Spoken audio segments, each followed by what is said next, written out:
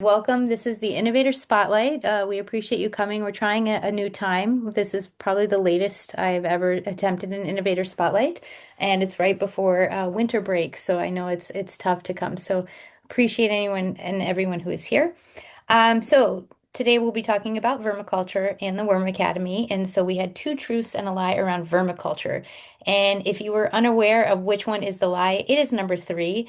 I only know some of these facts because of Brian and because I used Chat GPT. So I'm sure we'll learn a lot today.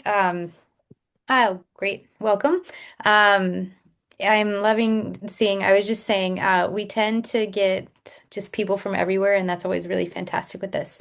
So before we get started, my name's Michelle. I am the new Director of Educator Engagement with the Earth Foundation. We're trying to do more to make sure that teachers and students have multiple pathways to engage in their world and to take action for the planet. I do want to mention the Earth Prize. So the Earth Prize is kind of the main event of the Earth Foundation. It is the world's largest environmental competition for high school students aged 13 to 19. Yes, it is a competition, so there are prize winners. We have seven regional winners from around the globe. But that said, the competition is a great way to get kids to boost entrepreneurial skills and to take action for the planet. We will be launching our Educators Hub in January, so we'll have more programming like the Innovator Spotlight, which we do monthly, as well as a resource studio and an action academy, and just more ways for people to connect, engage with the multiple. I mean, there's so many organizations doing things right now. So our goal is to kind of become a hub and make sure our students can find many different ways to get involved. That said, the Innovator Spotlight is all about showcasing the innovations from teachers and change makers in the education space. It's just a practical way to share what works. So with that, I would like to introduce you to Brian Kelleher. Brian is actually a teacher from our first Green Educator for Oh, sorry, something's happening. Brian is a teacher from our first accelerator, the Green, and is part of the Green Education cohort. His project was the Worm Academy, and he will be talking more about that innovation and how you can get involved in vermiculture in your schools. So, with that said, I will pass the baton to Brian. Thank you very much. Thank you very much, Michelle, and hello to everybody. Thank you for coming.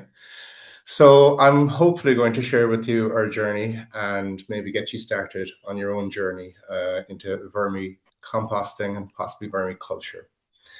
So my name is Brian Kelleher.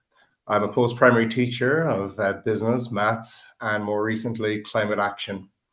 I've been part of the pilot project of the Climate Action Short course at Junior Cycle for the past 4 years. So that was introduced this year into the Junior Cycle. My role at Coláiste Iósaef Community College also is Sustainability Officer and GCE Coordinator, which informs my teaching on a daily basis. The vermicomposting system I'm going to show you, the Worm Academy, has won a couple of awards. It won the Eco-UNESCO Young Environmentalist Award last year, and also the EU Connexus Prize in Ireland, and came fourth globally. So where did it all begin for us as a school in Coláiste Iósaef? So I would have had a little bit of experience of vermicomposting at home, nothing major, just a small little system. And I realized the power of it. So I wanted to try and introduce it to the school for a number of reasons, such as reducing food waste or carbon footprint. And I suppose just to share the knowledge that I had built up. So in late 2023, our students, our climate action students, engaged in vermicomposting research, contacted companies, vermicomposters, etc., set up interviews. So by early 2024, we had enough funding to get a small tower for a classroom, maybe dealing with 1 to 3 kilograms of food waste per week. So not a major change maker. But then late September 2024 is when I became aware of the Educators Lab, and I applied for funding, and it was very successful. And we became part of the first Green Educators Accelerator cohort, which really kind of allowed us to scale up and push this on as a class project over the course of 1 full year. We had 4 classes per week to dedicate to this, so that was our focus. And by the end of 2025, we had diverted 3 tons of food waste and paper waste from our school. We had set up a worm breeding system, a 5-ton system. We had contacted and linked up with local cafes to deal with our coffee and paper waste. And also we had used the opportunity to enter competitions. So what is vermicomposting? Well, quite simply, it's worms taking organic waste, eating it, and turning it into worm castings. The worm castings are a natural, extremely fertile soil amendment.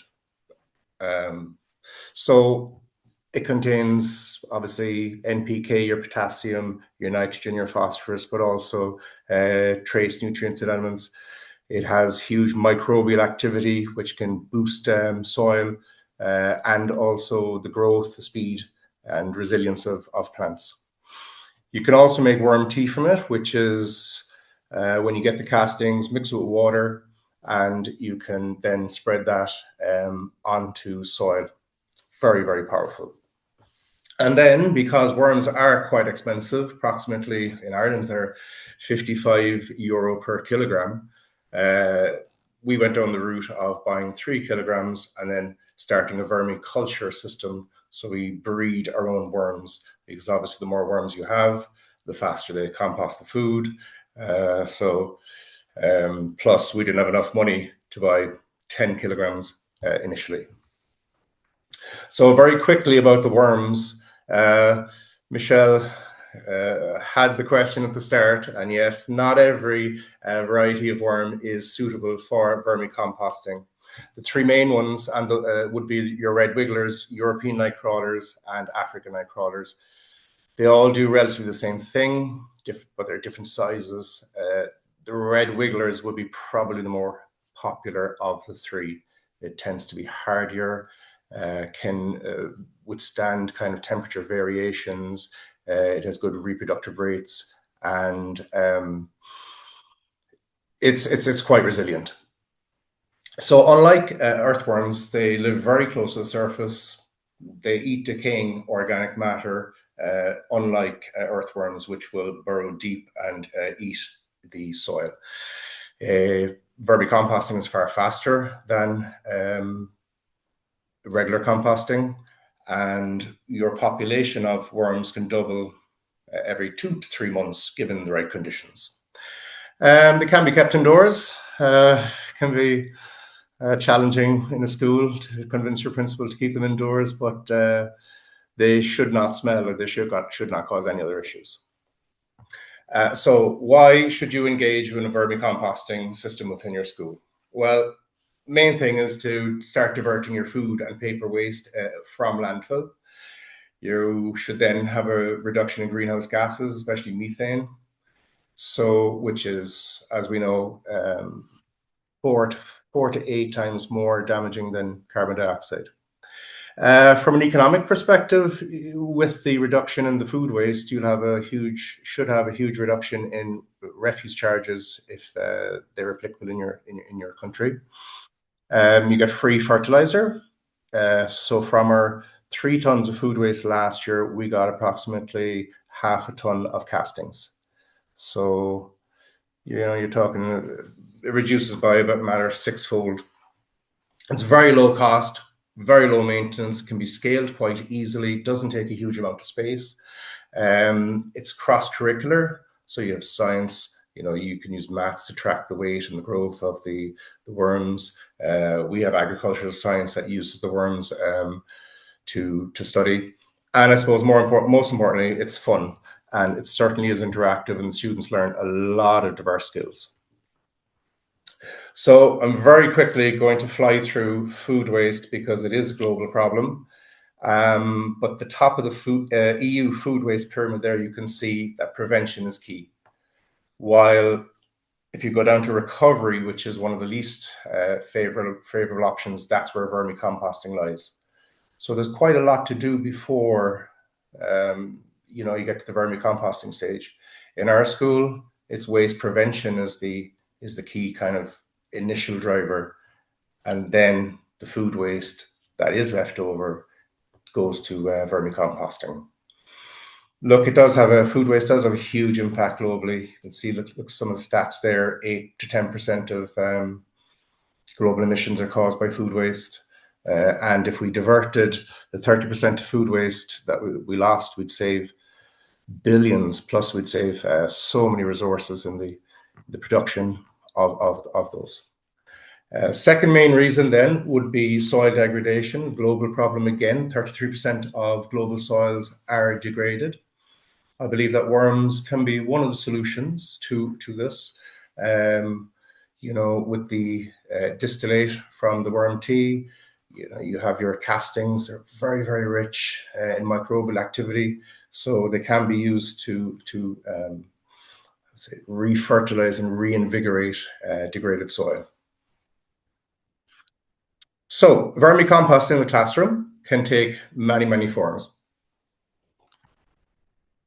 I suppose going into this, I knew very, very little about vermicomposting myself. So I was on the journey with the kids.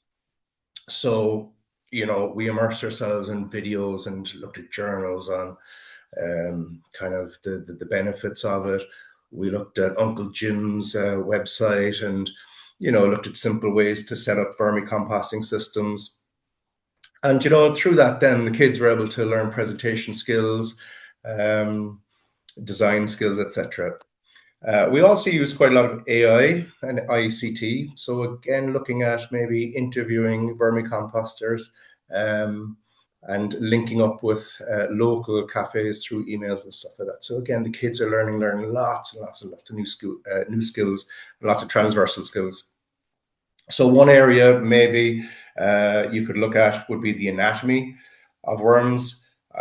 Younger kids tend to find it quite fascinating. There's lots and lots of interesting facts about it. You can make quizzes, get them to make posters, clay models, etc. Looking at their habitat conditions for survival, etc., which all feeds into the larger project. Again, just kids will learn how to design systems, woodworking skills, for example, in the actual building of the large systems, designing the systems, drawing them out, etc. So lots of avenues to go down. A major one, again, as I said, would be the food awareness, the food waste awareness campaign that we run. That should be ongoing and repeated so that the message really gets home to reduce that food waste rather than losing the resource. And as I said earlier, it's a great way of entering competitions. So I suppose let's get down to it, guys. So I'm just going to move my computer back a little bit because I have stuff set up here. And we're going to look at maybe setting up a tiny little vermicomposting system. I have 4 pictures on the screen here. The small little red one is our transport system for worms, I call it. The very large tower, that is a tower system, which is stackable. That was our first system. So we tried that in the staff room, but again, hard to get people on board because the concept is a little bit unusual. The 3 boxes there, that's our part of our worm breeding system, so that we can put every maybe 2 to 3 months, put the juveniles into our larger system and then regrow our population. And the very final one here, that is our brand, or updated, should I say, 5-ton composting system. And we use the extra €200 left over from the educators' lab to fund the purchase of the wood there. So let's get down to business. This system can be scaled. I'm using a small box today because a larger box would take up the whole screen. So I just have a chocolate box, and the first thing you want to do is create some drainage holes. So I have a lovely drill, and There we go. And you're going to create some ventilation holes, and the power of editing, we already have one pre-made. So you can see here that this is so that the water can obviously drain down through. If the water sits in the bottom, the worms potentially could drown, and you are liable to get an extremely bad smell additionally. I also have ventilation holes here. Okay. And again, I've done this with an 80-liter black bin. It also works. You just need far more holes. So the next step would be to line this so that your worms don't escape. They won't escape. They tend to wander. So I'm just going to use cardboard. We have experimented with old T-shirts, wool, various things. So whatever you have. So again, I'd usually just tear it up and put it in. But again, I'll snip around there. And what I have is just pop these in. And again, that's just to prevent maybe the soil from falling out and the worms moving along. So again, we just have those put in. Okay. So the next stage is their habitat, so to speak. And what you need is something that has already gone through a composting phase so that it's relatively inert. It doesn't have to be nutritious. So you could use something like cocoa coir or peat-free compost is what I have here. You could use shredded newspaper, shredded cardboard. Once it doesn't contain any bleach or any chemicals, like glossy magazine paper wouldn't work. But what I have here is peat-free soil, or peat-free compost, sorry, and I've steeped it in water. So when I take it out, you should see some water coming out. So you should wring it out like a sponge. You don't want it too wet. And all I'm going to do is fill my, maybe put it down a little bit, fill my bucket with maybe halfway. Okay, we don't want to compact it or anything. We want it nice and loose. Okay. Okay, and now we have the stars of the show. So what I have here is I've harvested some from my own worm bin earlier, but hopefully this trick will work. Works with cakes anyway. Okay, so I want to show you some of the worms. Ooh. Okay, I don't know if you can see them. But there would be maybe 400 or 500 worms in here. They're quite vigorous. They do not like the light, so that's why they're trying to escape. So all I'm going to do is just slide these in here into their new home. Okay, there's a little one trying to escape.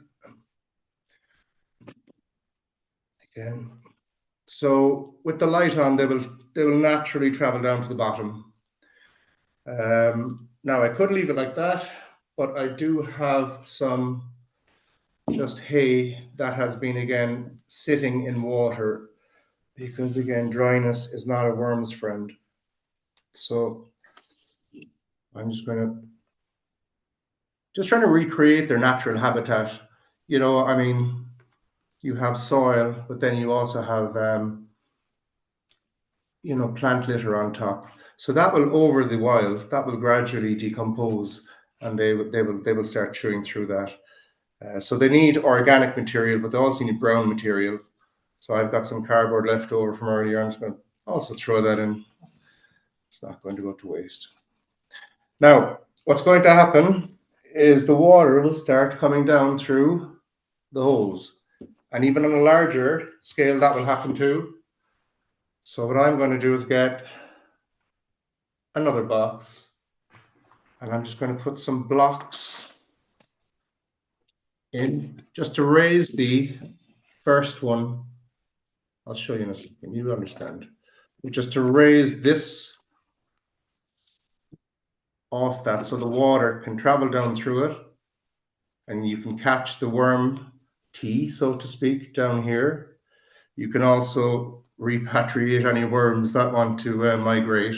So they will tend to go down. So you can just take them back out and pop them back up. And then, just to keep them nice and safe, you can actually, if you really want, you can pop the lid back on. But just to make sure, tell people they're not chocolates. And that is how you would create just a very basic worm farm. And again, as I said, you can scale that from a little chocolate box all the way up to a 5, 6, 7 ton composting system. It's the exact same principle. Stemming from that then, guys, you're going to end up with a lot of castings and you're going to end up with a lot of worm tea. So you're going to have to try and put that to work. So in our school, what we've done is we have used the castings for our polytunnel work, our vegetables, our plants, and our fruit. We've also created an e-twinning project through Erasmus based on not just food waste, but also e-waste and battery waste. One of our students has led a project to restore dunes in our local area through growing marram grass with our castings. Another student has tried to collect 1,000 acorns. A group of students have taken the vermicomposting to the Stripe Young Scientist, and they're in the finals up in Dublin in January in that. And from our vermicomposting, we actually have secured funding for an anaerobic digester, which will supplement our vermicomposting system. So all that came from funding actually from the Educators Lab. And then these are just some resources that we've used over the course of the project. A lot of them are AI based, and the students would have used these to create artwork or music or videos, or to edit videos for competitions, etc. And that's the information should you require it. And thank you for listening. And if you have any questions, guys, I'll be more than happy to try and answer them.